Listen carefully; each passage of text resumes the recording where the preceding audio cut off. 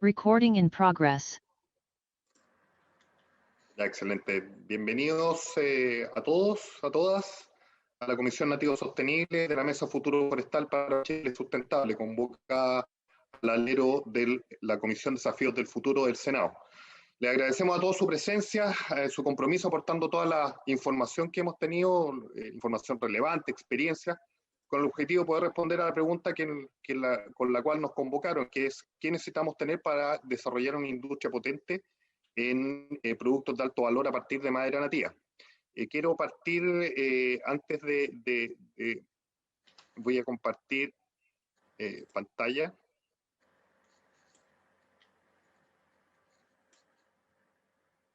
¿Se alcanza a ver, no es cierto? Perfecto.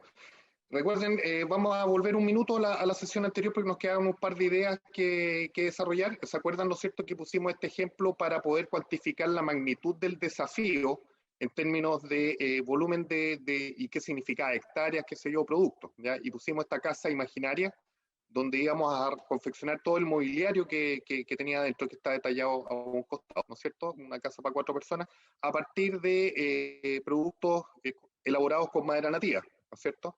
Hicimos un cálculo, hicimos una ubicación de cuánto significaba.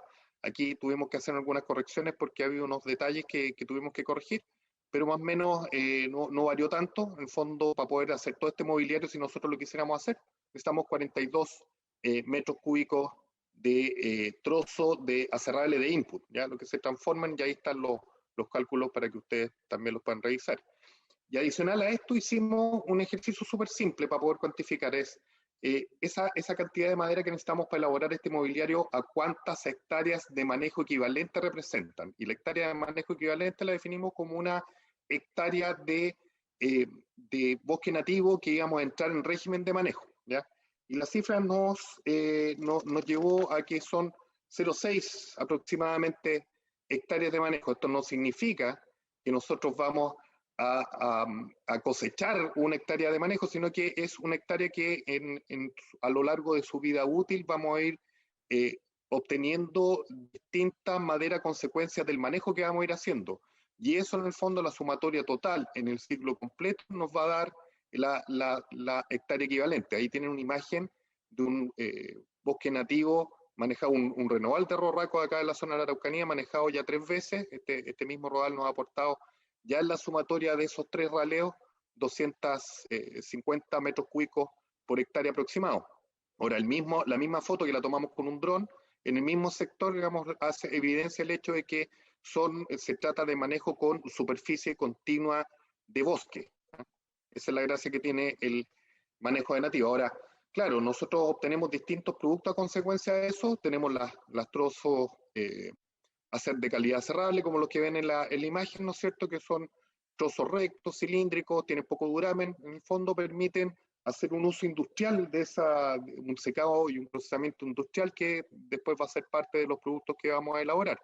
Pero el problema, y que lo habíamos evidenciado en un par de presentaciones, entre esa la de Rodolfo y Unisterra, es esto, ¿ya? Que es la mayoría de la madera que se obtiene cuando uno está ordenando el bosque, que evidentemente, como ustedes ven en la imagen, no es posible poderlas procesar en una instalación industrial. Les quiero mostrar este ejercicio que quedó pendiente de la semana pasada, que es un ejercicio complementario a la casa imaginaria, ¿ya? Y esta es la hectárea imaginaria de bosque. Hicimos algunos supuestos. Esto es una hectárea referencial de la zona de la Araucanía, probablemente, y aportando los datos del Infor, esto puede ser un poquito menos en algunos casos y un poquito más en algunos otros, pero evidencia un hecho relevante, que en esta hectárea, que en su ciclo genera 433 metros cúbicos por hectárea, los cuales solo 65 van continuando el carril de los productos de alto valor. En el proceso nosotros generamos un montón de otros productos que tenemos que buscarle el uso inteligente, y es aquí donde está el foco, y es todo lo que hemos construido en este comité, que ahí es donde tenemos que poner exactamente el foco. Ahí tenemos que hacer la formación de expertos de madera, ahí tenemos que apuntar las políticas públicas, ahí tenemos que apuntar la investigación y desarrollo de nuevos productos, y para eso estamos. Ahora, poniéndonos en un ejemplo, porque es importante que nosotros construyamos este caso en función del peor producto y no del mejor producto, porque el mejor producto, digamos, ya tiene un mercado. Si la situación del bosque nativo fuese que esta proporción que está ahí en el círculo rojo fuese menor, no tendríamos todos los problemas que tenemos, porque en el fondo el problema claramente es de la calidad. Pero para poder lograr eso, y aquí le pongo dos ejemplos, aquí tenemos una estrategia súper simple de salida. Lo que ven a la izquierda, ¿no es cierto?, son los paneles de OSB que sirven para hacer construcción de casas y de viviendas de muy alto estándar, y esta otra solución que hay en Estados Unidos, que es el Paralam, ya que es un PC, se llama PCL técnicamente, que es un bloque de fibras, de hebras de madera orientadas, y aquí la gracia es que podemos meter en el proceso cualquier cosa que podamos descortezar, ¿ya? Y esto efectivamente, como es madera de ingeniería, tiene mejores incluso propiedades mecánicas que la madera sólida, ¿ya? Y para que vean lo que es posible construir con esto, y para esto necesitamos formación de profesionales, necesitamos desarrollar ingeniería de productos, necesitamos desarrollar un montón de otras cosas. Pero volviendo, y disculpen que me haya tomado este minuto para hacer este resumen, nosotros quedamos de la semana pasada con un montón de desafíos donde íbamos a poder hacer el énfasis, ¿ya? Y esta semana, como le he explicado a todos, conformamos distintos grupos de trabajo en sus distintos expertise para poder profundizar en cada uno de estos desafíos. Hablamos de incentivos, políticas de fomento para el manejo de bosque nativo, sobre todo y importante y muy relacionado a esto, como explicó el senador Girardi, una ley que sancione el robo de madera de bosque nativo. Además de eso, formación de expertos en madera, una propuesta estructural marco, eh, generar un mercado digital para los productos que potencialmente vamos a elaborar a partir de este manejo, y después lo que le explicaba, desarrollar nuevos productos, y eso tiene que ver con una política de I+D que llegue a la pyme, no solamente se quede las medianas y grandes empresas, sino que también vaya hacia las pequeñas. Ejemplo de eso ya vimos en las presentaciones, que hay muchos. Así que a continuación vamos a comenzar con el primer grupo de trabajo, ¿no es cierto? Fomento para el manejo y uso sustentable de bosque nativo.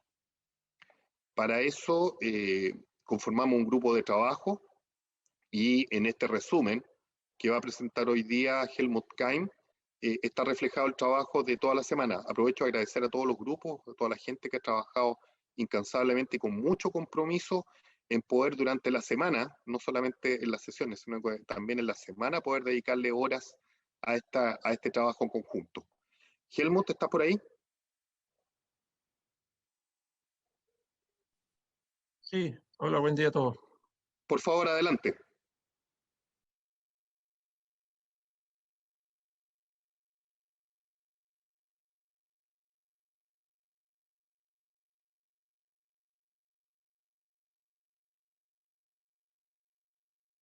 Bueno, vamos a hablar un poco de los incentivos que se necesitan para el bosque nativo para lograr sacarlo de esta situación de estancamiento que tiene.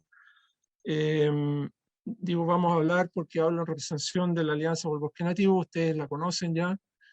Y la idea es poder definir con los incentivos qué incentivos necesitamos para detener esta situación actual de proceso de degradación que tenemos bosque nativo y lograr llevarlo a una situación de restauración productiva y ecosistémica. Y en ese sentido nosotros podemos identificar dos tipos de incentivos. Los unos son los monetarios y los otros los hemos definido como los no monetarios. En cuanto a los incentivos monetarios, estos son básicamente los ingresos posibles a obtener desde el bosque nativo, y ahí identificamos tres tipos de ingresos. En realidad hay más, pero los principales son tres, que está dado por las bonificaciones, por los ingresos que hoy día se generan por la ganadería y los ingresos potenciales que podríamos tener a través del manejo forestal sustentable, que solo en su etapa de creación de valor, esto es, en la formación de biomasa, de productos de alto valor o de materia prima para producir productos de alto valor, tiene un horizonte del orden de $2.000 millones y más. Es decir, si nosotros lo vemos en la gráfica la relación entre los tres ámbitos de los ingresos posibles, hay una diferencia abismante. Por lo mismo que nosotros hemos focalizado siempre nuestro enfoque en el manejo forestal sustentable hacia una producción de maderera de alto valor. En cuanto a los incentivos monetarios, y concentrándonos hoy en lo que es el aspecto de las bonificaciones de la ley 20.283, nosotros consideramos que requerimos necesariamente un aumento del tope del monto máximo que hoy día establece la legislación. También somos de la opinión de que los montos deben ser más realistas por actividad, esto es, que logren acercarse a los costos reales que tiene cada actividad, con el fin de generar una real motivación de los propietarios para hacer estas inversiones de muy larga maduración. Pero también hay que combinar aquí una solución al problema que se genera con la asignación de los recursos a través del sistema de concurso, debido a que no genera certidumbre. Y esto es en dos ámbitos. Uno, en el corto plazo, en el sentido de que la alta tasa de no ejecución de los proyectos lleva a que muchos proyectos que han quedado fuera de la selección, que se hubieran ejecutado, no accedan al proceso de bonificaciones. Y por otro lado, en el sentido de que toda la estructura legal que ampara el sistema es cortoplacista, en el sentido de que va por periodos cortos o por actividades, y es muy difícil acceder a un sistema legal que garantice un proyecto en el largo plazo y que permita asegurar estas bonificaciones para actividades a desarrollarse en 10 o 20 años plazo, como corresponde, por ejemplo, el caso de los clareos o actividades que son muy caras, pero muy necesarias en el proceso de desarrollo de un bosque de alto valor. Por otro lado, tenemos el tema del financiamiento de enlace, que hoy día probablemente no ha sido uno de los mayores problemas, por cuanto, como los montos son tan bajos, el financiamiento de enlace prácticamente no se requiere. Pero una vez, si logramos dar un salto cuantitativo, evidentemente con montos más altos y con actividades más importantes, el financiamiento de enlace puede transformarse en un problema serio. Y por último, y no menos importante, hay un tema de ética en el sistema actualmente que nosotros lo consideramos altamente relevante. Y no puede ser de que un país se dé el lujo de tener una relación de costo fiscal a monto pagado 4:1. Ese es un tema de ética impresentable hoy día, y es una de las razones por las cuales también nuestro país tiene tan mal desempeño en cuanto a los proyectos públicos. En cuanto a los incentivos no monetarios, nosotros le asignamos máxima importancia, por cuanto son estos los que nos permiten ver la luz al final del túnel. En proyectos de inversión de tan largo plazo y con cadenas de valor tan destruidas como es el bosque nativo productivo, es muy necesario que los propietarios, para que se motiven siquiera a realizar alguna inversión, o alguna actividad en general, ni siquiera hablando de inversión, pero más aún cuando es inversión, tengan un horizonte en que vean la luz al final del túnel. Y para eso los incentivos no monetarios son los claves que generan el ambiente en el cual nosotros nos desempeñamos. Y ese ambiente tiene tres ámbitos: el político, el social y el normativo. Y dentro del político, Pato ya mencionó algunos por ahí, que es, por ejemplo, todo lo referente a la seguridad. La seguridad en el amplio sentido, pero específicamente hoy graficado con todo lo que es el robo y la violencia. Por otro lado, en la estabilidad. Y en la estabilidad tanto en lo legal como en lo institucional. La estabilidad tributaria, la estabilidad normativa, la estabilidad del derecho a propiedad y todo lo que eso significa. El otro ámbito que mencionaba yo era el social. Y el ámbito social es probablemente de lo más relevante hoy día, por cuanto nosotros no podemos partir de la base de que vamos a multiplicar nuestra actividad en el bosque nativo con una sociedad que no tenga una valorización de la actividad que estamos realizando. Y eso es muy relevante desde el punto de vista de lo que significa el aumento de actividad y lo que significa también hoy para la sociedad el hecho de manejar bosque nativo, de cortar siquiera un árbol. Y en ese sentido, lo mismo ocurre con la institucionalidad. Es muy importante que nuestra institucionalidad forestal tenga una valoración y un reconocimiento por parte de la sociedad. Y en cuanto a lo normativo, en este ámbito nosotros reconocemos como importante dos temas. El uno es la ley y su reglamento, obviamente, y por otro lado las instituciones y los organismos públicos. Y dentro de la ley es súper importante, o sea, nosotros reconocemos como muy importante de que el sistema actual parte de un supuesto erróneo y se basa sobre modelos de plantaciones. Y estos no representan, en primer lugar, la diversidad del bosque nativo, tanto en lo geográfico como en su estructura y en su estado de desarrollo. La alta diversidad del bosque nativo requiere una modernización en la visión de la estructura legal. Y esta debe generar necesariamente una relación de proactividad entre el Estado y los demás actores, representados tanto en la sociedad como en los propietarios y los profesionales. Y esta nueva relación debe necesariamente generar una relación de confianza, depositar más confianza en los propietarios, generar certidumbre en la actividad que se está realizando, que tenga una característica esencial de simplicidad y flexibilidad, y eso nos permita generar un rubro de alta competitividad. Porque querrámoslo o no, nosotros estamos insertos con una producción de commodities que tiene que competir con productos del extranjero. Y en ese sentido, la rotura de la cadena de valor hoy día y la recomposición de esa cadena de valor requiere por fuerza esta estructura en la visión de la generación de la legislación correspondiente. Y en ese sentido, obviamente, las instituciones que están relacionadas tienen que tener una actitud, una visión pro producción. No puede ser que los organismos del Estado, que son los que realizan y desarrollan la actividad, no tengan institucionalmente una visión pro producción o existan corrientes internas que tiendan a frenar eso.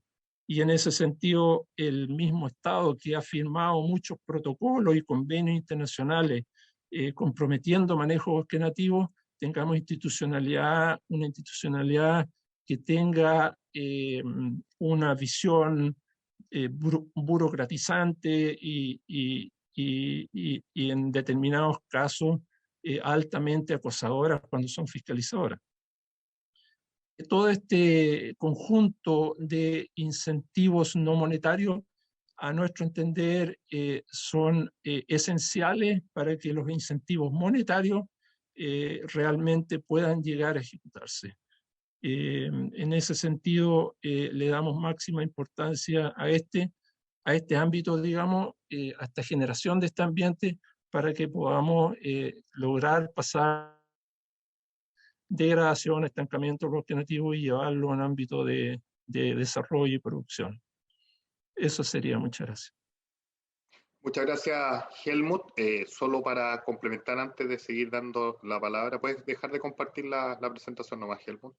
En el tema monetario, hay evidencia científica de distinta investigación y también evidencia empírica generada, digamos, por nuestra gente del bosque, que los incentivos monetarios se necesitan triplicar para poder causar un efecto. En este momento son 10 UTM, la ley 20.280, y diversos cálculos han llegado a 3, incluso 4 veces más ese monto para poder generar un impulso. Solamente como dato adicional. Juan Pedro Liceche, ¿pediste la palabra?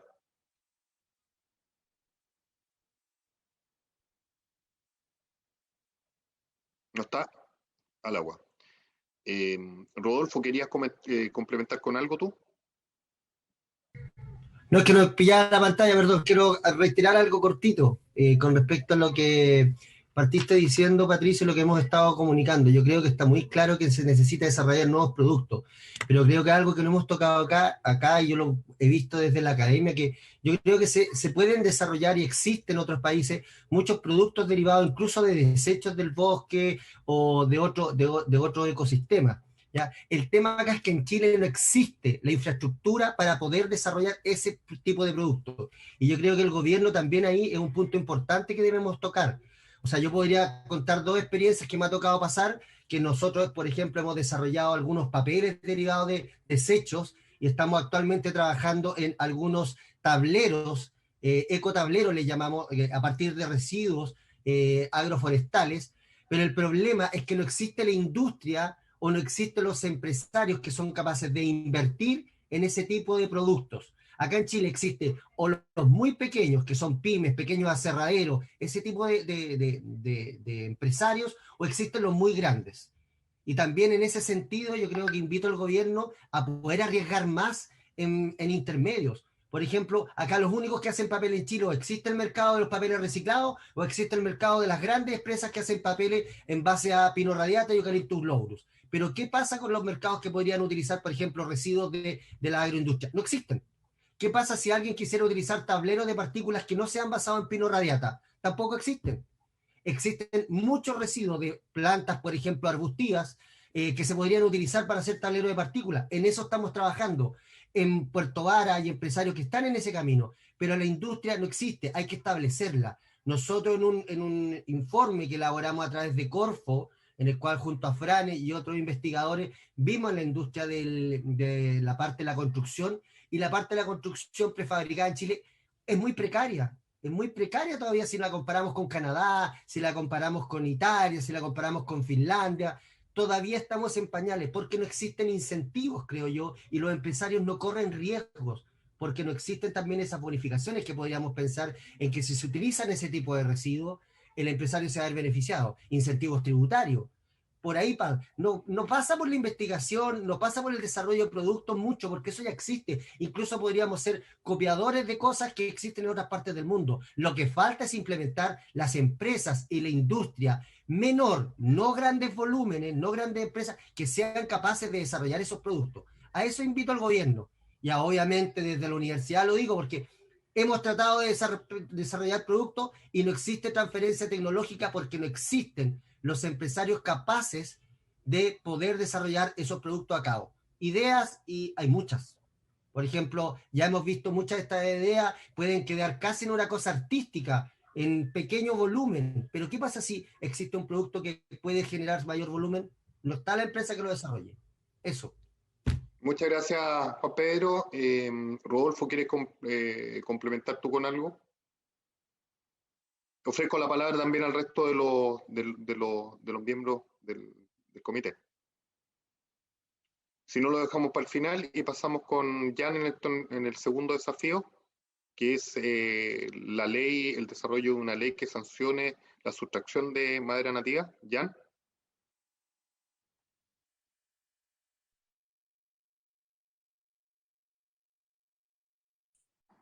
Hola a todos. Gracias. ¿Estamos bien ahí? ¿Se ve? Por favor, alguien que me confirme. Ya. Bueno, gracias Patricio por la invitación. Yo he estado participando del Comité de Ecosistemas que sesiona en la tarde siempre, pero encuentro súper válido hacer ciertos cruces entre comisiones porque hay temas que se tocan. Gran parte de lo que voy a tocar aquí, en el fondo, tiene relación con lo que nos expuso Helmut. El tema en que me voy a concentrar es en la sustracción ilegal de madera nativa. Y aquí corto sobre lo que nosotros hacemos, Aprobosque y la Alianza por el Desarrollo del Bosque Nativo. Somos gente de terreno, que nos gusta el terreno, amantes del bosque, muchos vivimos cerca del bosque y por lo tanto creemos ser un súper buen cable a tierra.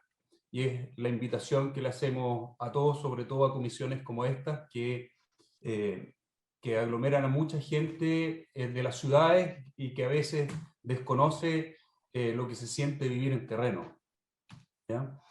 Esto se los voy a dejar, voy a pasar rápido porque son los fundamentos del manejo sustentable de bosque nativo. Va a quedar en la lámina que espero Patricio pueda, bueno, entiendo que queda todo en el Drive.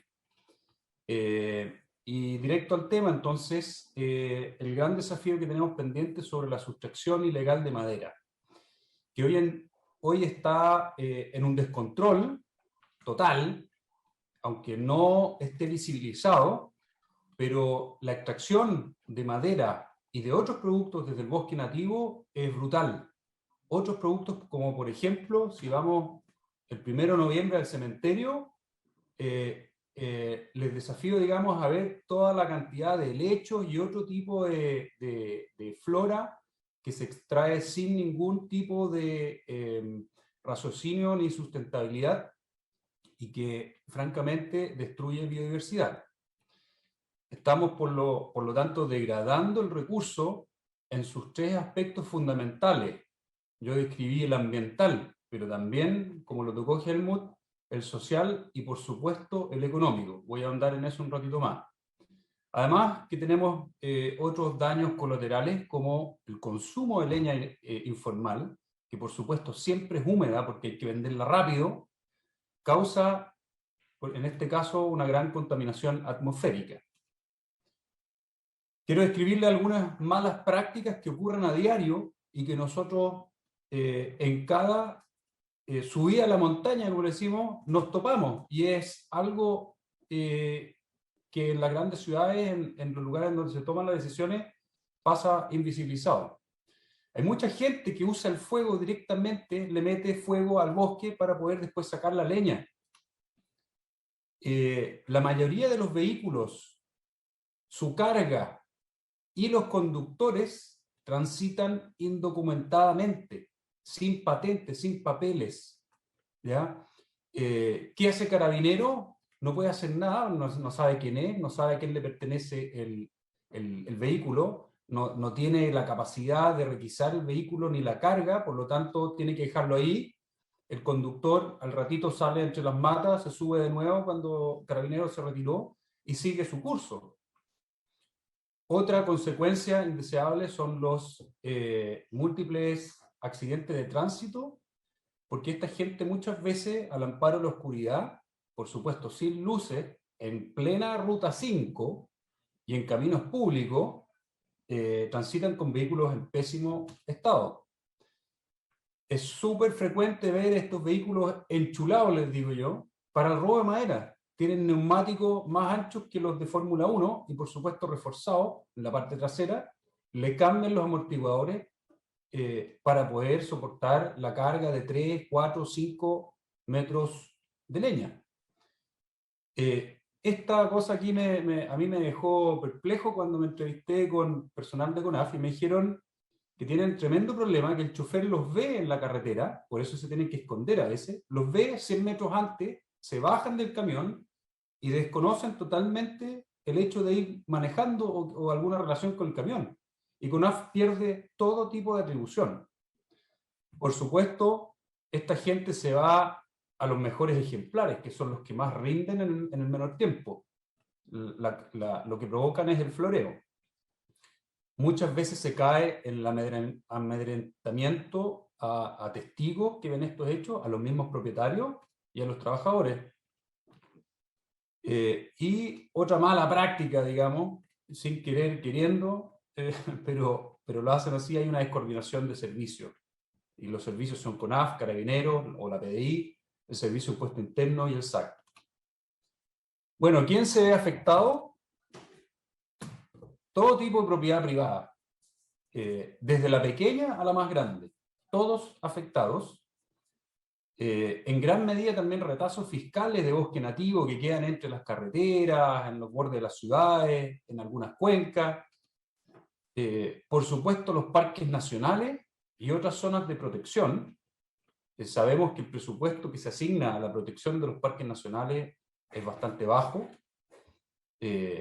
Se afecta gravemente la recaudación de impuestos, y esto es algo que el Estado debiese ponerle atención, ¿ya? Toda la gente, todas las empresas, las organizaciones que trabajan formalmente pagan sus impuestos, y para poder venderle al cliente final recaudan también mucho IVA que va a parar a las arcas fiscales. Esta gente no lo hace, y de partida tiene ahí un 19% de ventaja en sus costos, más por supuesto todos los otras obligaciones sociales de los trabajadores. Se afecta gravemente a la comunidad local de personas honradas. La tradición del campo, las personas que viven en la ruralidad, de tradición, de honradez y de trabajo, se ven gravemente afectadas. Y en general nuestro patrimonio natural se ve afectado. Y a mano derecha les pongo una foto de algo que me tocó ver a mí, que fue el incendio del parque de la Reserva Nacional China Muerta, que son consecuencias que normalmente ocurren por actividades ilegales. La destrucción del círculo virtuoso del valor, y aquí Helmut ya nos habló algo de esto, a corto plazo, la destrucción ambiental quizá no se deja notar tanto, por lo tanto la puse ahí con el color del semáforo intermedio, el amarillo, pero la destrucción del círculo virtuoso en lo social y en lo económico es un efecto inmediato, a corto plazo.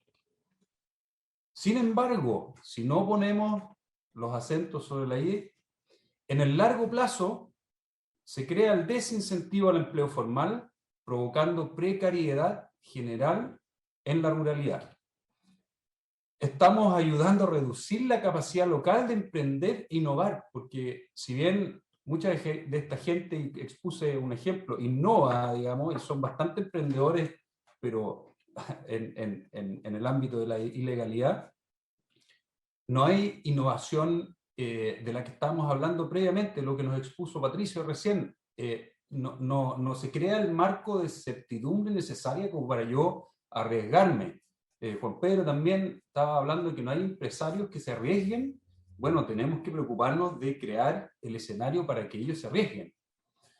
Propiciamos la inseguridad y damos facilidades al forajido.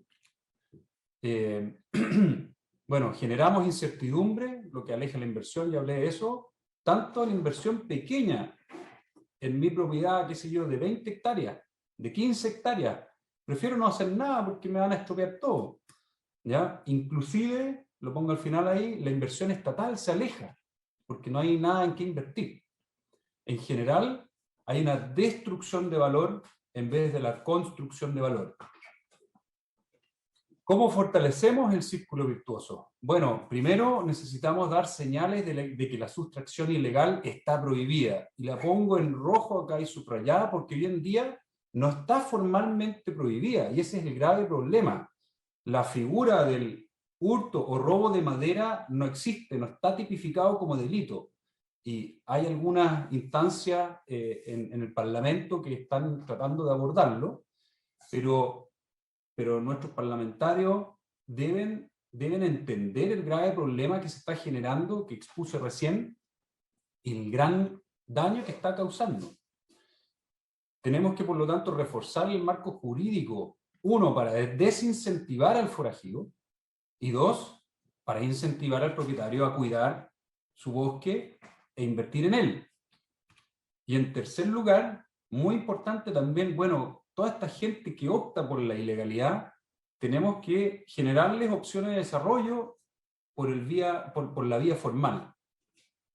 Entonces aquí, algo más gráfico, les muestro una foto de un raulí plantado, espectacular, que hubo inversión para plantar, para cuidarlo, para que no se lo coma la maleza, para podarlo, ¿ya? ¿Y qué pasa si el año 15, de los 30 años que tengo que esperar para que me produzca algún retorno económico interesante, al año 15, al año 20, al año 10, llega otro y se lo lleva?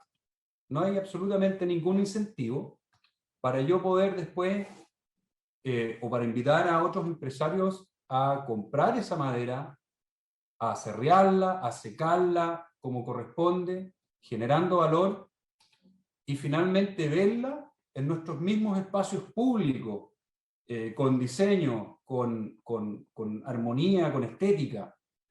Este ciclo se destruye si es que alguien va y saca ilegalmente este raulí antes.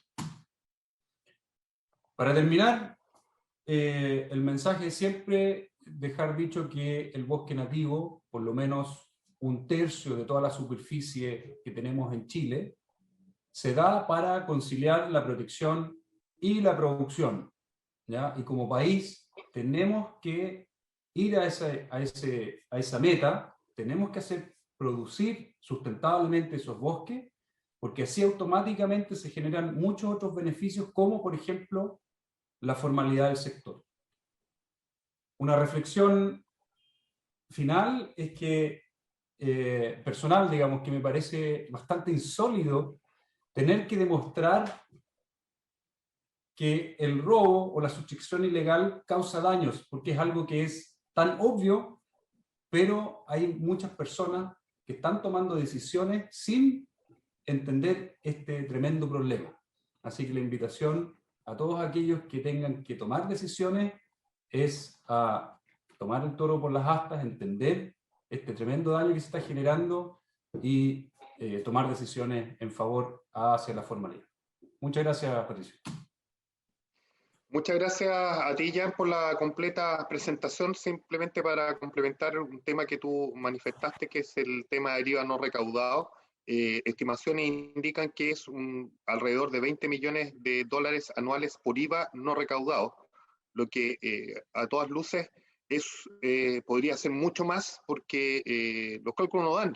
Simplemente el robo de sustracción de madera nativa está absolutamente subrepresentado, y eso está asociado también a la percepción de bajo valor que tiene el bosque nativo. También el tema también que es súper interesante que planteaste, que es qué hacer cuando tú tienes a una persona que está sustrayendo madera nativa, no tiene documentos, su vehículo no tiene patente, ¿cómo y además se sabe en la ley digamos, al revés y al derecho, qué hacer en esos casos?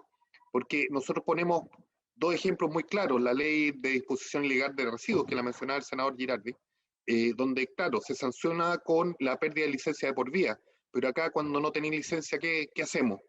O la ley del abigeato, que también, digamos, es el símil más usado. Entonces también tenemos que ponernos en esa situación para poder de una vez por todas generar desincentivos al robo de madera. Carla Castro está pidiendo la palabra. Por favor, le ofrezco a todos la palabra, y después me parece que venía... No, es Carla Castro, gerente de fiscalización de CONAF. Adelante, Carla. Gracias, Patricio. Bueno, concordamos con Jan en que efectivamente el tema del robo de la madera no es algo que esté hoy día normado por ley, y claramente en eso nos dejan una posición incómoda, porque hoy día la institución CONAF, ¿cuál es el rol? Que se maneje obviamente con un plan de manejo aprobado, que esté visado por la institución. Sin embargo, cuando no existe este plan de manejo, hablamos de corta no autorizada, ¿ya? Que es claramente ya sea efectuada por un tercero o por un propietario que desconoce muchas veces la ley. Y también tenemos todo lo que tiene que ver con el tránsito y el acopio de leña, ya que un poco ahí Jan lo mencionaba en su PPT. Nosotros tenemos ahí que fiscalizar el transporte de productos primarios del bosque nativo, ¿ya? Y para eso CONAF emite una guía distinta a la que emite el Servicio de Puestos Internos, ya, donde esta guía se emite en virtud al plan de manejo que fue aprobado en su momento. Efectivamente, si CONAF, en conjunto con Carabineros, porque CONAF no puede detener a ningún vehículo sin estar acompañado de fuerza pública, ya, porque no tenemos la potestad para parar ningún vehículo en carretera, siempre tenemos que estar acompañados de Carabineros. Si este señor no cuenta con la guía de libre tránsito emitida por CONAF, obviamente se le cursa una infracción que lamentablemente asciende solamente a 3 UTM, o sea, estamos hablando de alrededor de 160.000 pesos infracción. O sea, si ustedes comparan, cuando llevamos un camión completo con productos del bosque nativo, sin tener claridad de a dónde los sacó, ni qué tipo de recurso afectó, si eran especies que estaban en categoría o no, finalmente ahí se pierde porque pasa a ser todo leña. 150.000 pesos o 160.000 pesos es nada para una actividad ilícita que está completamente financiada. Entonces, nosotros en esa línea podemos mencionar que durante el año 2020 CONAF hizo una fiscalización equivalente alrededor de 15.000 hectáreas, ¿ya? Entendiendo que el año 2020 es una situación particular con pandemia, se fiscalizaron 15.000 hectáreas, de las cuales alrededor de 1.000 hectáreas de fracción corresponden a cortas no autorizadas. ¿Ya? En el caso de centros de acopio, como les mencionaba, tenemos ahí fiscalizaciones en carretera, que desde el 2013 al 2020 equivale más o menos a 5.000 o 6.000 metros cúbicos en todo lo que se lleva fiscalizado. O sea, igual hay un importante movimiento sin presentar la guía de libre tránsito. Y cuando después se va a los centros de acopio, que en el caso de que hayan centros de acopio donde se acopia madera nativa, ellos también debieran tener las guías que acreditan que esta leña proviene de un plan de manejo. Y ahí tenemos alrededor de 6.000 metros cúbicos en los cuales se han detectado que claramente no tienen cómo acreditar el origen legal.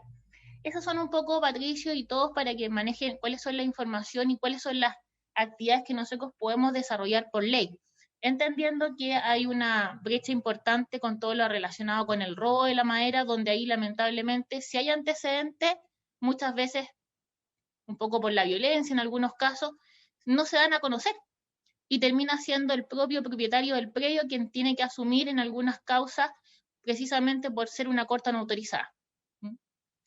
Eso un poco, Patricia. Gracias, Carla. Sin duda alguna, súper limitada los recursos que tiene, con que cuenta la autoridad para poder controlar esto, y por eso es imperioso realizar estas modificaciones, y estas modificaciones tienen que abarcar toda la cadena.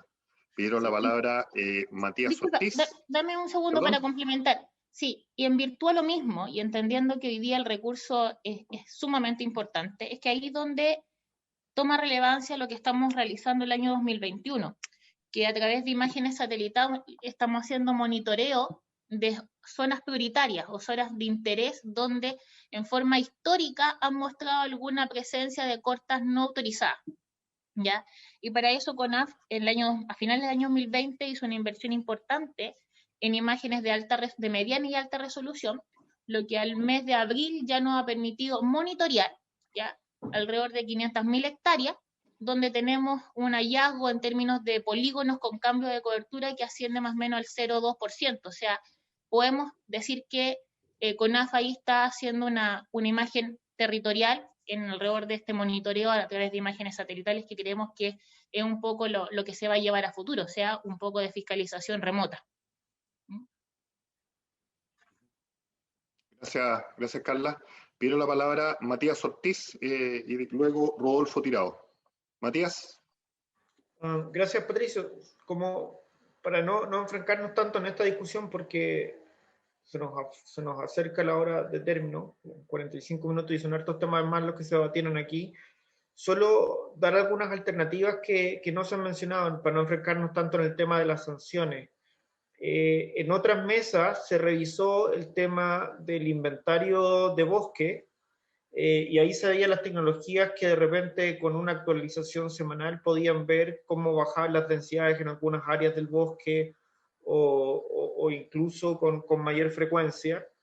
Y por otra parte se habló también de la trazabilidad de la madera, en la medida que la madera tuviera requisitos de certificación y de trazabilidad, de dónde se sacó. Se pueden hacer seguimientos desde para el tema de los vectores, digamos, del control de plaga, hasta el tema del robo de la madera. Para no quedarnos centrados solamente en una alternativa como la sanción o aumentar las sanciones para respuesta al robo de madera. Eso. Gracias, Matías. Rodolfo, por favor. Gracias, Patricio. Sumamente interesante las dos presentaciones de Helmut y Jan. Me dejan un par de conclusiones. Una es un mensaje potente y fuerte de la responsabilidad enorme que tiene el ámbito político y la institucionalidad para resolver esto. O sea, un puro ejemplo nomás, ¿no es cierto? Cuando uno trabaja y en el ámbito laboral, siempre se habla de que las personas esperan no solamente incentivos monetarios, son importantes para sentirse agradados trabajando, sino que también los no monetarios. El ambiente de trabajo, el reconocimiento al trabajo realizado, los implementos para hacer el trabajo. Aquí es lo mismo, ¿eh? Es exactamente lo mismo lo que en el fondo se necesita para que esto funcione en el bosque nativo. Y finalmente hay que entender que un país que le da mayor valorización a su patrimonio forestal es un país que vale más. Por lo tanto, no es menor el invertir en el bosque. Eso, gracias. Muchas gracias, Rodolfo, por tu aclaración. Andrés Gutiérrez está pidiendo la palabra, por favor. Gracias. Buenos días a todos. Lo que a mí me llama mucho la atención desde mi retorno a Chile es justamente en haber estado privilegiado por viviendo en un ambiente donde de alguna manera los valores son más presentes en el día a día. Tanto en Alemania, Austria y Suiza, donde viví, cuando uno va manejando y viene un atachamiento y dos vías circulan a una, es uno y uno. Acá como que hay que empujar, hay que tratar, el que no roba es hueón. Entonces, creo que también es súper importante. Perdón, Patricia. Patricia, cortito, déjame. Entonces, es súper importante, creo, también que se sancione al que compra la leña. Más importante, tal vez. Si no hay mercado para la leña, no hay incentivo para cortar. Eso como aporte. Y que genere también como una conciencia social de cómo tenemos que vivir. Tenemos que comprar las cosas. Y no pagar menos por un producto que está robado. Eso. Muchas gracias, Andrés. A continuación vamos por el tercer tema, que es la formación de profesionales y expertos en madera. Aquí también han trabajado un grupo súper diverso de gente.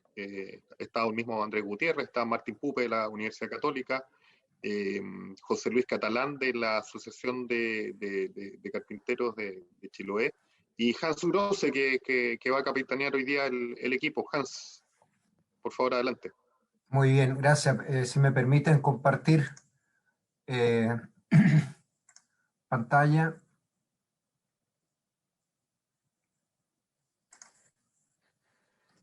¿Pueden ver lo que estoy proyectando?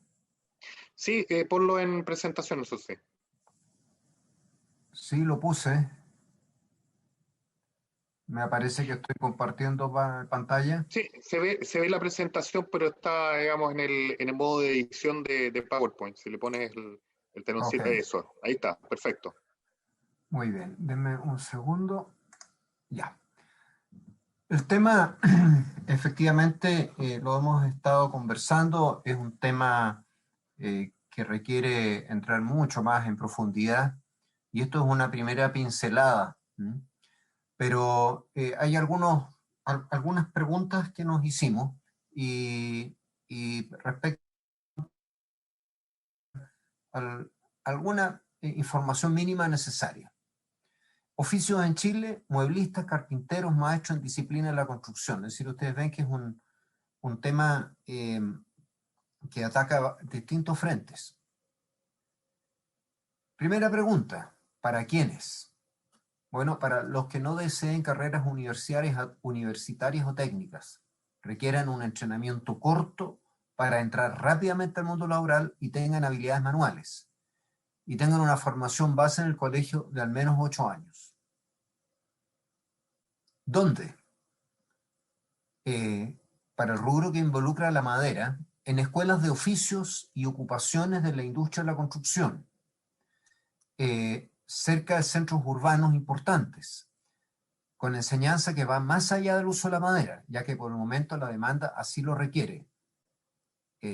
Ahí recordemos lo que Fran Esilich dijo en la sesión pasada, es decir, el tema que tenemos en Lota, que se centró en la madera, bueno, tendría mucho más éxito si la formación fuese más amplia en el tema de la construcción y la madera sea una parte de, ¿ya? Entonces ahí escuela de oficio y ocupaciones de la industria de la construcción. Materias de relativa baja especialización, como carpintería estructural, muebles de cocina, pisos, techumbres. Materias de alta especialización, como mueblista, para maximizar valor agregado, diseño de estos y estructuras. Y otras materias relacionadas con la construcción, como son hojalatería, gafitería, pintura. Eso va anexado dentro de esa escuela de oficio. En liceos politécnicos regionales y escuelas industriales ubicadas a lo largo del país. Su localización y especialización depende del potencial que ofrecen ciertos lugares en el territorio. Aquí tenemos los claros ejemplos que hemos estado escuchando en estas sesiones: Villarrica para los muebles, Chiloé para rescate patrimonial estructural, como ejemplos. Entonces, ahí podría haber una claridad donde focalizar esta enseñanza en el territorio. Y hay otro tema de que hay que preparar mejor los talleres que ya existen, ¿ya? Y aquí está en la mente siempre la formación dual, es decir, la ejercitación del aprendiz en la industria, que es una cuestión clave. Entonces, para que eso resulte, también hay que potenciar a los talleres existentes. Y ahí hay temas como en el tema de trabajar la madera sólida para muebles, flujos productivos, costo de contabilidad, pedagogía para aprendices, marketing, diseño, etc. Todas cosas que vale la pena ejercitar más en la práctica. ¿Quién financia y a qué costo? Somos de la opinión que en primera instancia debería existir un financiamiento por parte del Estado, para luego en figuras asociativas con la industria buscar fórmulas de pago compartido entre el alumno, industria y Estado. Estimamos que el costo, dado que esto implica insumos varios, materiales para ejercitarse, maquinaria, qué sé yo, que es de $800 al mes. Y según los cursos a tomar se estiman entre 6 a 24 meses de formación. Es decir, uno no tiene por qué tomar todos, pero al menos para tomar uno tomaría 6 meses. Es decir, entre medio año y 2 años, con la ventaja de que en el corto plazo mano de obra especializada quedaría disponible para integrarse al mundo laboral. Mucha gente entra a universidades o institutos técnicos que forman mal, y eso todos lo sabemos. Y al final eso implica que van a tener muy bajos sueldos. Entonces, mucho mejor también como inversión del Estado concentrarnos durante 6 a 24 meses a sacar a alguien adelante con un oficio interesante y que encuentre un espacio en el mundo laboral de inmediato. ¿Qué rol tiene que asumir Mineduc? En un comienzo Mineduc debe ser el articulador, agregando asociaciones de productos de madera, gremios y empresas. Desde Mineduc deberían llegar los financiamientos, al menos al inicio, como los programas y los financiamientos para la infraestructura. Así el Estado canaliza esta acción a través de este ministerio. Es decir, Mineduc se ha hecho leso con esto. A Mineduc no le han interesado los oficios desde hace decenios. Yo creo que llegó la hora de hacer un cambio, de preocuparse también en la educación de este segmento. Así que hay un rol principal, articulador y financiamiento que le corresponde al Mineduc, y eso hay que tenerlo súper claro. La conexión con la industria. Se debería buscar la formación dual en el marco de lo posible, considerando asociaciones de mueblistas y constructoras que usan madera, teniendo en cuenta que para muchas materias las empresas muestran debilidades para implementar un sistema de este tipo, al menos al comienzo. Deberá ponerse especial énfasis al comienzo en la calidad de lo que se enseña con mucha acción práctica. Además, se deben apoyar las experiencias ya existentes. Ahí vamos, eso tiene que ver también con el apoyo a la industria para la formación dual o a la pyme que está metida en esto, prepararla para dar una mejor formación dual. Rol futuro de asociaciones. Tanto asociaciones de mueblistas y carpinteros deben al futuro tomar acciones en materias como son el derecho laboral, seguridad en el trabajo, formación, operación empresarial, marketing, prensa y relaciones públicas. Asociaciones o tal vez gremios. A mí me gustan más las asociaciones porque al final cuando te asocias formalmente puede llevar a los negocios, pero también sirven los gremios, sin duda. Marketing. Para posicionar los oficios como algo positivo, deseable, que da prestigio y da la opción de aprender lo que da posibilidad de obtener ingresos atractivos, se requiere de un programa de marketing.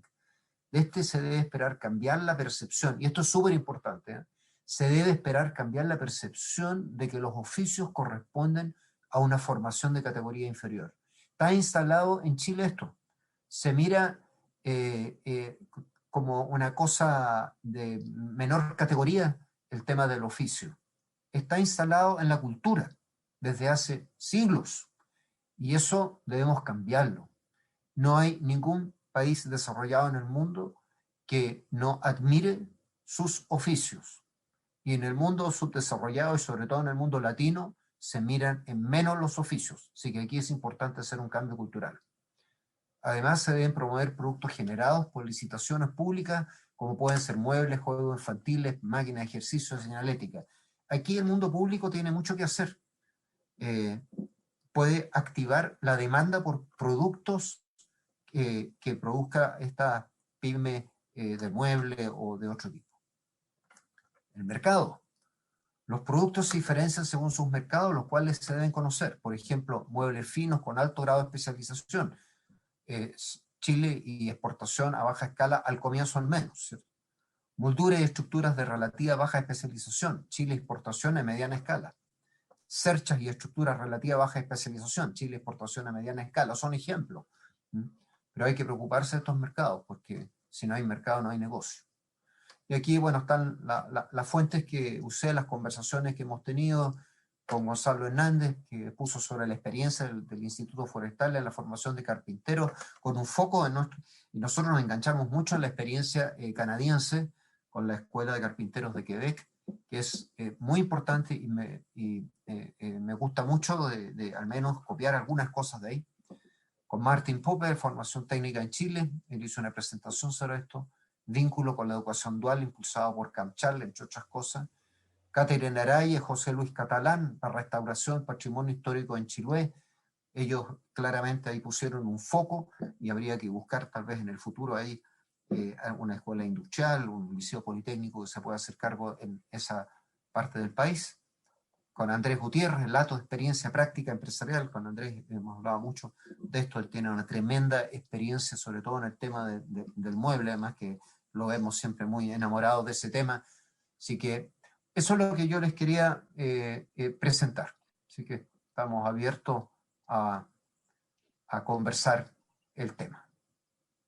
Muchas gracias, Hans. Puedes dejar de compartir pantalla y ofrezco la palabra a los asistentes. Solo un par de acotaciones, porque claramente algo estamos haciendo mal. En silvicultura, por ejemplo, ¿cuánta en la gran empresa traen gente de Finlandia, operadores de maquinaria muy sofisticada, muy preparados de Finlandia, de Noruega? Porque acá o les sale o no están interesados o no hay ninguna escuela de formación que prepare operadores de maquinaria. En el tema de la ebenistería, resulta que uno va a Santiago y en los barrios comunes de donde reparan y hacen mueblería, encontráis inmigrantes, peruanos, venezolanos, formados, súper profesionales.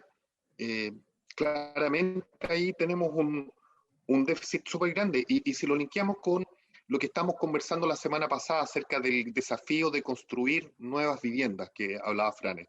Él decía, tenemos un déficit hoy de 400.000 viviendas. Y si lo ponemos con el ejercicio que hicimos de esta casa imaginaria, bueno, tenemos la capacidad nosotros de poder surtir esas 400.000 nuevas viviendas con mobiliario hecho en Chile a partir de madera nativa. Y chuta, las brechas no tan solo son del punto de vista de la disponibilidad del recurso, sino que no tenemos en estos momentos ebanistas, industrias, empresarios y sobre todo gente preparada que pueda abarcar ese desafío. Imagínense, son casi 40.000 viviendas anuales que tenemos que ir sumando, y eran prácticamente 22.000 o 25.000 hectáreas todos los años que iban a proporcionar esa materia prima, y no tampoco tenemos gente en el bosque capaz de producir hacer producir esa madera. Están pidiendo la palabra Cristian Domínguez y después Helmut Kaim. Adelante, Cristian. Gracias, Patricio. Quería comentar un par de cosas que nos transmitió Hans, que prácticamente estoy de acuerdo en gran medida de lo que se plantea. Solo quería incorporar como una arista que creo que puede dar luces de cómo conquistar a nuevas generaciones que se interesen en estos oficios. Hablar de oficios se ve como algo romántico, se ve como asociado a manualidades, que lo más probable que el hijo de algún carpintero o de algún mueblista no tenga el interés por seguir desarrollando ese oficio. Los oficios son hipster ahora, Cristian. Sí, pero más que un romanticismo. Son algunos, digamos, pero no alcanza a ser una masa que pueda aportar derechamente a generar un mercado. Y bienvenido a esa moda y aprovechémosla. Es un minuto darle visibilidad a esa formación. Entonces, como te comentaba, lo más probable es que el hijo vio lo difícil que es trabajar la madera, vio lo complejo, vio lo precario, y claramente él no quiere tener esa misma experiencia. Entonces creo que ahí tenemos una disociación de cómo revalorizamos los oficios, por así decirlo, en pos de mostrarlos en positivo y con una visión de futuro. Y en ese escenario se me cruzan dos ideas. Una que tiene que ver con a quién voy a formar, cuál es el perfil del nuevo estudiante, de la nueva persona que quiero transmitirle esta idea. Los jóvenes hoy día de 18 20 años no tienen los mismos intereses ni las mismas habilidades que hace 20 años atrás, que hace 50 años atrás. Vuelvo a insistir que los jóvenes hoy día tienen una capacidad de tecnología tremenda. Entonces a lo mejor tenemos que cautivar a estos jóvenes a través de la tecnología para rescatar los oficios. Seguro que los jóvenes hoy día con su teléfono se manejan a 1000 por hora.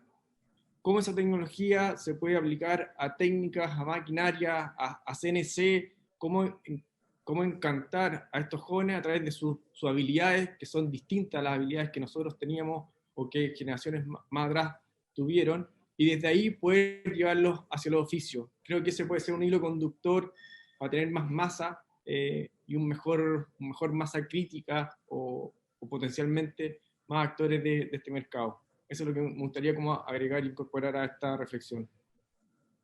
Sin duda, yo comparto absolutamente contigo, Cristian. Quizás el gancho puede estar por la industria 4.0, por un poco meterle un poco más de robótica, un poco más de herramientas controladas, digamos, numéricamente por computador. Porque ahí, digamos, talento se ve en los más jóvenes, sobre todo con las tecnologías. Pero también es precario. Fíjate que encontrar maquinaria en Chile, digamos, de esas características, te doy el caso nuestro, que tuvimos que importarla, y durante la pandemia fue un caos llegar con esa maquinaria acá a Chile, pero sin duda alguna es, yo creo, el camino, sobre todo también en las universidades.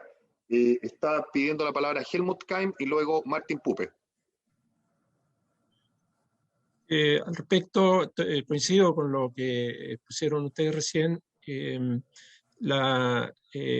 Creo que lo fundamental para cambiar la percepción de la juventud para que puedan interesarse en estos oficios es crear o lograr, como decía Hans también, que la sociedad valore los oficios. Y en ese sentido creo que el desafío es coincidente con la parte de la exposición que hice al inicio respecto al rol que tenemos que la sociedad logre tener una percepción favorable de la actividad.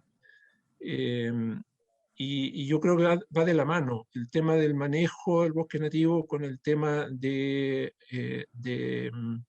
la elaboración de los productos. Y ahí creo que hay cosas que hay un ámbito muy importante donde desarrollar antes de empezar a hacer liceos técnicos, cosas así. Yo creo que la demanda por sí solo generaría estos centros. Es cómo movemos a que la sociedad valore esta actividad. Y yo creo que ahí alguna vez lo hemos conversado, lo hemos planteado de nuevo.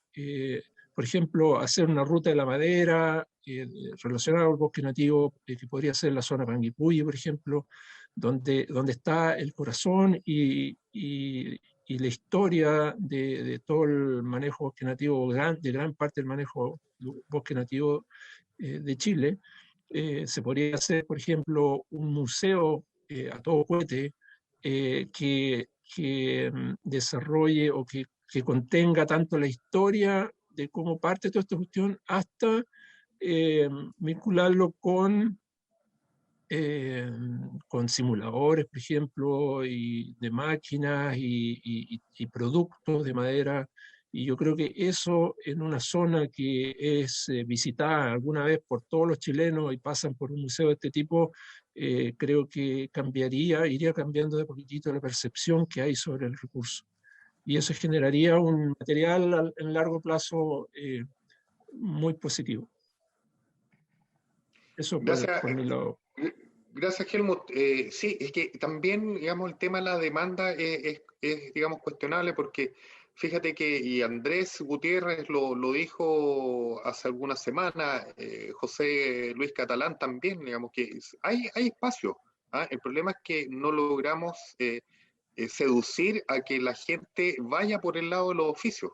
Hay una demanda, en mi caso también es lo mismo, me cuesta mucho encontrar gente especializada en este tema. Martín, adelante, por favor. Sí, ¿O Helmut, gracias, querías Patricio. comentar algo? Perdón, Martín, espérame. Helmut parece que quería comentar algo.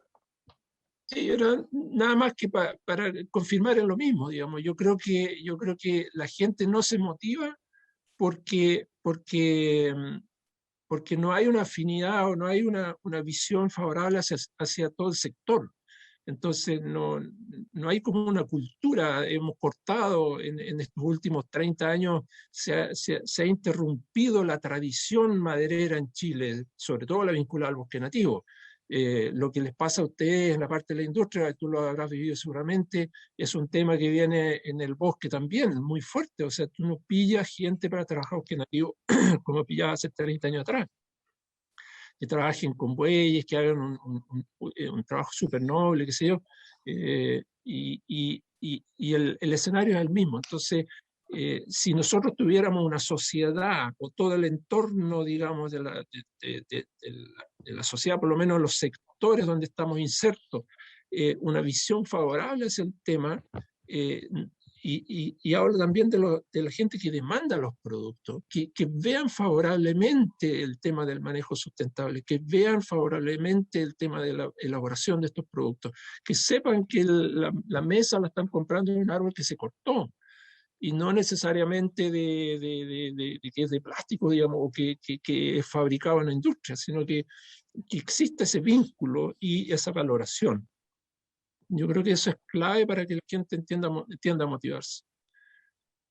Eso no es para. Gracias, Helmut. Martín. Sí, gracias, Patricio. Yo creo una dirección, no sé, no quiero decir solución, pero una dirección donde incluye todo eso que se habló, que Jan y también Juan Pedro decía, que justamente es incentivar o fomentar esa industria mediana que no existe, como dice Juan o como también Andrés Gutiérrez decía que se sorprende que él no encuentra a alguien parecido o muy pocos que trabajan en esa escala.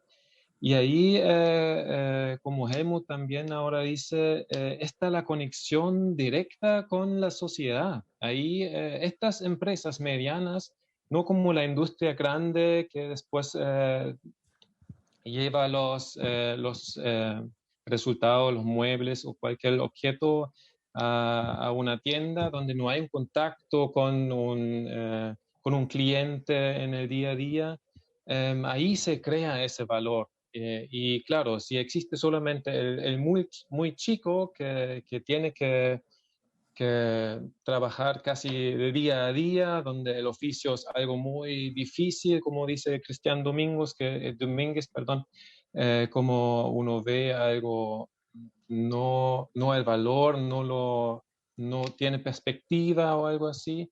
Está esa vista negativa de la empresa muy chica, o está la cortada con la sociedad de la industria grande, pero justamente fomentar, incentivar en esa industria mediana, yo creo puede ser una solución para varios de esos problemas que vimos, porque está flexible también a innovaciones, a nuevas tecnologías, también a maderas no industriales, como tú dijiste. Ahí hay un montón de maderas quizás de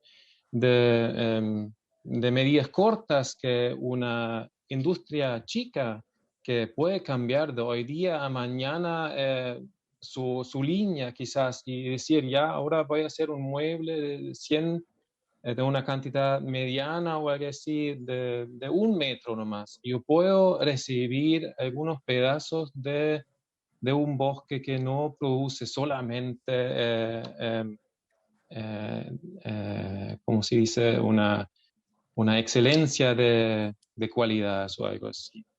Y también está abierto, y eso ahora el tema de la formación está no solamente abierto, sino tiene las competencias para la formación en la práctica. Entonces hay varios puntos donde esa empresa o industria mediana puede dar soluciones o luces a varios de esos problemas que estamos hablando. Entonces, incentivar, fomentar justamente eso, buscar asociaciones, dar ayudas para dar un empuje en ese sector, yo creo puede dar mucha ayuda. Muchas gracias, Martín. Sí, estaban pidiendo la palabra Hans Grosse y Andrés Gutiérrez. Hans, tú también nombraste ahí en la presentación de que aquí nos falta una pieza dentro de toda esta discusión, que es el Mineduc. Exactamente. Y sobre todo el Mineduc conectado con la realidad. Porque, sí. Por favor, adelante, Hans. Es que justamente quería poner ahora el énfasis en eso. El gran ausente es el Ministerio de Educación. El Ministerio de Educación ha inflado las carreras teóricas de pizarrón. También lo han hecho así prácticamente todas las entidades de enseñanza superior, incluso aquellas que tienen el apellido de técnicas, ¿ya? Y claro, porque es más barato. Tú puedes hacer clases online sobre cuestiones teóricas, cobras lo mismo y no gastas nada, ¿sí? Muy distinto es cuando tú tienes que hacer un ejercicio con pedazos de madera, cuando usas las manos. Eso siempre va a tener un costo asociado importante. Pero lo terrible es que el Ministerio de Educación ha estado fuera de esto, no ha estado mencionado por nadie. Si recuerdo toda esta revolución que hicieron en su época los pingüinos, todas las protestas, nadie habla de los oficios, todos hablan de tener una preparación con inflación titular. No sé si me expreso bien, porque todo tiene que llamarse ingeniero de... No, técnico ya es poco, entonces ingeniero de, todo tiene que tener el apellido ingeniero. Entonces hay un problema cultural con esta cuestión y hay que cortar eso. Pero el Ministerio de Educación no se ha interesado históricamente. Me gustaría que hubiese habido alguien del Mineduc hoy día aquí escuchando esto, ¿ya? No sé si sin duda, Hans, una próxima reunión, sin duda, porque parte del tema... Perdón, adelante. Sí, porque digo, todavía tenemos oportunidad, todavía tenemos algunas sesiones, creo que 2 o algo así. Y hay que decir, esto es, por un lado, esto el Mineduc, pero por otro lado también la Comisión de Educación, digamos, de nuestro Parlamento, es decir, el Congreso, ¿cierto? Tiene que haber ahí una conexión, tiene que haber una discusión sobre este tema, porque si no, el círculo vicioso no se va a cortar nunca. Yo he tenido discusión en el Ministerio de Educación sobre este tema, y la verdad es que no les ha interesado, pero yo creo que ha llegado el momento donde tenemos que señalarles de que eso no puede seguir así, ¿no? Y este puede ser una oportunidad de llevar esto al Mineduc y llevar esto a la comisión de nuestro Parlamento que se dedica a analizar estos temas. Y gran parte de los profesionales que se han creado de carreras, digamos, como tú indicas, de pizarrón, la frustración de esa gente que no consigue el trabajo que ellos pensaban y que ellos soñaban, es gran parte de los problemas sociales que tenemos hoy día en Pero por Chile, supuesto, permíteme agregar algo más. Es decir, yo estoy convencido de que no tenemos suficientes personas capacitadas en Chile para para implementar escuelas de oficio exitosas. Los vamos a tener que importar, como lo hemos hecho para las carreras diversas que tenemos en Chile. Así partió la ingeniería forestal, la medicina, de todo. Vino gente de afuera a enseñar hasta que la cosa empezó a andar con fuerza propia en nuestro país. Bueno, para los oficios vamos a tener que traer especialistas de Alemania, de Estados Unidos, de Canadá. Ya lo hemos hecho. Hemos traído muchos desde Canadá, ¿verdad? Andrés nos ha contado la experiencia de los que ha traído de Alemania y de Suiza. Bueno, por ahí va el camino. Y eso va a tener que ser una inversión del Estado. Y el Mineduc, la gente del Mineduc va a tener que entender este tema, ¿ya? Y nosotros somos un rubro que podemos explicarle de manera práctica, con ejemplos prácticos, esta necesidad. Entonces, yo creo que esto es un tema súper relevante. Ahora estamos viendo el tema de la madera que nos interesa, pero aquí hay muchos otros rubros de la economía que tienen exactamente el mismo problema. Eso. Gracias, Hans. Tiene la palabra Andrés Gutiérrez y luego José Luis Catalán. Adelante, Andrés. Gracias. Pienso, se habló del tema del oficio y se cuestionó la palabra oficio. Yo creo que oficio suena muy romántico, me gusta mucho personalmente, pero también es una profesión. En realidad, profesión tiene más relación con profesionalismo, con hacer las cosas con mayor excelencia, con mayor dominio de ese oficio tal vez, ¿verdad? Una profesión también es la de un médico, la de un dentista, que también trabajan mucho con las manos. El médico cirujano trabaja con las manos. Si trabaja mal con las manos, va a haber un problema. Lo mismo con el dentista. Hay que tener buenos profesionales, no solo ahí, sino que también en la mueblería y en esas tres profesiones, mueblista, médico cirujano y dentista, se requiere conocimiento y trabajar bien con las manos. Creo que hay un tema súper importante que tiene que ver con la remuneración digna de esa profesión. En general en Chile estamos acostumbrados a tratar desde una élite, ojalá pagarle poco al maestro. Mientras menos le paguemos, mejor para mí, porque me ahorro lucas. Pero hay que aprender a valorar y hay que crear una cultura de valoración por ese profesionalismo de esa persona que trabajó para tener un muy buen trabajo. Me ha pasado con mucha gente que no chista por los valores que nosotros tenemos por nuestros muebles, y me pasa con otros que tienen muchas lucas y regatean, oye, pero hazme una rebaja. Y decimos, no hacemos rebaja, porque esto es nuestro valor y que se basa en lo que nosotros consideramos que tenemos que solicitar como valor para también finalmente pagarle a una persona que es profesional dentro de nuestro equipo. Y dentro de nuestro equipo no pagamos los sueldos que nos gustaría pagar hoy. Estamos en un proceso, hemos aumentado gradualmente los sueldos cada 6 meses, pero no estamos por donde me gustaría estar. A mí me sorprendió haber llegado en Alemania, una mueblería, el tamaño de nuestra mueblería. Y todos los mueblistas llegan a un auto. Y todos los mueblistas tienen su casa digna que la pagaron con un crédito hipotecario, o la están pagando con un crédito hipotecario, pero acá tenemos que, el Estado tiene que subsidiar y regalarle a los mueblistas y a muchos que tienen oficios, regalarles parte de la casa porque con sus sueldos no son capaces de ellos generar el pago de su propia casa, y yo lo encuentro triste. Entonces, eso. remuneración digna, tenemos que crear un marketing también asociado a eso en términos de la valoración del trabajo que requiere llegar a hacer una silla, como por ejemplo, lejos de la industria. O sea, si me voy a una industria, claramente tiene un proceso, así como lo tiene en un taller como el nuestro, o en un taller más artesanal o más pequeño, pero requiere muchas etapas de trabajo para llegar a hacer una silla, una mesa, también una tabla de Gutnick, requiere muchas etapas de trabajo, y eso hay que visibilizarlo. Nosotros tratamos de hacerlo también en nuestro Instagram, muchas veces empezamos a mostrar partes del proceso para que se entienda lo que hay detrás de eso. Eso gusta mucho a los colegas que también tienen sus talleres, y le colocamos como historia de una silla.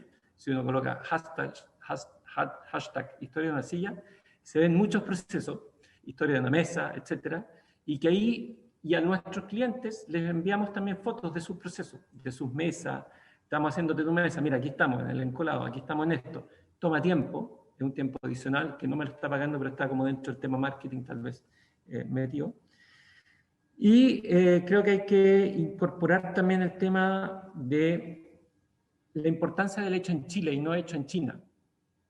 O sea, valorizar el que cuando yo compro una cosa hecho en Chile, en Alonso Córdoba, versus una cosa hecho en China, en Alonso Córdoba, donde el precio tal vez va a ser similar, pero el valor de que se haya hecho en Chile significa que una familia ojalá haya tenido un sueldo más digno de lo que en el futuro de lo que hoy tiene, para poder tener una vida normal, como alguien que viene de la elite que estudia en un colegio privado. Muchas gracias. Gracias Andrés. José Luis Catalán, tienes la palabra y después ya vamos a ir cerrando porque nos quedan algunos minutos. José Luis Catalán, ¿desde Chiloé? Ya. ¿O desde el continente ya? Desde el continente, desde Puerto Vara. Perfecto, juegue nomás. Ya. No, yo comparto plenamente lo que decía Andrés y lo que dice Hans con respecto al tema de la educación también. Claro, todo parte desde ahí. Yo creo que tiene que haber un vínculo muy potente con el tema donde se involucre, en este caso el minibook. ¿Por qué?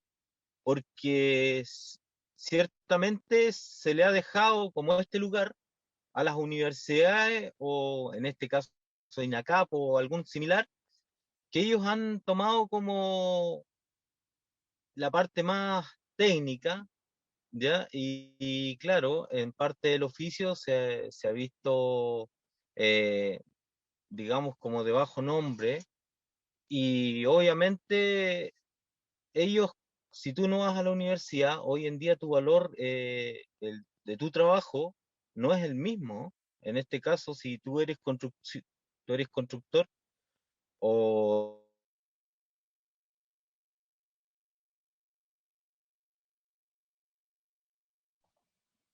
José Luis, parece que estás te quedaste, por favor repite el último minuto porque te o quedaste eres sin señal. carpintero, o sea, al carpintero obviamente se le va a mirar. Y dentro de lo que nosotros hacemos en el mismo científico, ¿sí? ¿Ahí? ¿Me escuchan ahí? Ahora sí, repite el último minuto, por favor, que no te escuchamos. No, lo que yo les decía, los inconvenientes que nosotros encontramos acá con el oficio de la carpintería patrimonial, es que no hay espacios donde poder enseñar. Y todo te lo quieren hacer por medio de las universidades y meterlas, involucrarlas en algunos ramos. Entonces igual es bueno, pero entiendo que tampoco no complementa o nos enseña como debería hacerse. Entonces por ahí tenemos que tener como la base del Miniduc y los compromisos que puedan tener para potenciar el oficio de la carpintería en este caso, o de la mueblería. Entonces yo creo que todos los problemas básicos que vamos teniendo con este tema pasa por ahí. Y obviamente la conciencia del oficio viene también con el trabajo del bosque, y obviamente tendríamos mucho menos deforestación de personas inconscientes, porque obviamente no hay una conciencia que también te eduque. Entonces yo creo que el Miniduc tiene gran parte de responsabilidad en lo que estamos hoy. Eso. Sí, y yo coincido contigo, José Luis, el tema del espacio, y lo hemos visto también con Martín Pupe aquí en la UCT, que siempre cuando ponemos el símil de escuelas de este tipo, ponemos Hook Park en Londres, en Reino Unido. ¿Ya? Una escuela, digamos, que está situada en el bosque, donde hacen capacitación de distintos tipos, desde carpintería, digamos, en estructuras, hasta gente que está trabajando en robótica, porque tienen también ese énfasis, y gente que también está ligada al bosque, pero todo en un conjunto que está ubicado en el bosque, y ahí son maravillas. Si quieren buscarlo, digamos, el referente Hooker Park en UK, lo pueden buscar en Google y van a encontrarse con una muy grata sorpresa.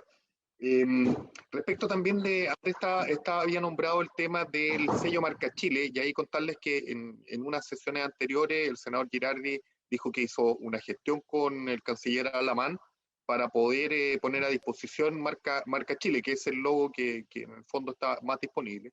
Yo he conversado, bueno, tuvimos hace 2 semanas también traje a la gente de Marca Chile, digamos, para que les pusiera a disposición también digamos, la forma de cómo poder poner el logo en sus productos y postular a tener logo en sus productos. Pero también de ProChile esta semana también muy buenas noticias de poder crear al alero de marca Chile, una marca Madera Chile, al alero de eso, y en eso también se está trabajando, así que es muy buena noticia. Ofrezco la última palabra antes de cerrar porque nos quedan algunos minutos. ¿A quien quiera intervenir?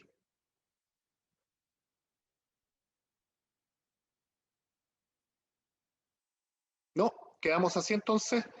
Les agradezco a todos su presencia. Vamos a cerrar acá. Nos quedan un par de temas que los vamos a desarrollar en 2 semanas más. La próxima sesión es después del feriado del 21 de mayo, porque justo día viernes tocó 21, va a ser entonces viernes 28 de mayo, donde vamos a, en este plazo de 2 semanas, con la Camila vamos a trabajar en poder poner a tierra un reporte que refleje el trabajo de esta comisión, ¿ya? Ojalá lo podamos entregar durante estas 2 semanas para que ustedes lo revisen, lo lean, lo analicen y tengamos la última sesión de cierre y ojalá podamos ir confluyendo a ideas en común, ¿ya? Que es lo importante de esto. Y recordarles también que esto, obviamente el trabajo continúa porque nosotros somos un subcomité que va a proporcionar el insumo, ya, para que en el comité central, digamos, se discutan estos temas, los principales ejes que nosotros hemos determinado y probablemente también algunos elementos que se rescaten de acá. Así que desde ya les agradezco a todos su generosa participación, su experiencia, sus datos y todo su aporte. Por favor, que me hagan llegar las presentaciones que me están faltando a mi correo para ir completando el repositorio. Eso sería. Muchas gracias y que tengan un muy buen fin de semana. Que estén bien. Muchas gracias a ustedes. Recording stopped. Chaito, gracias. Chao.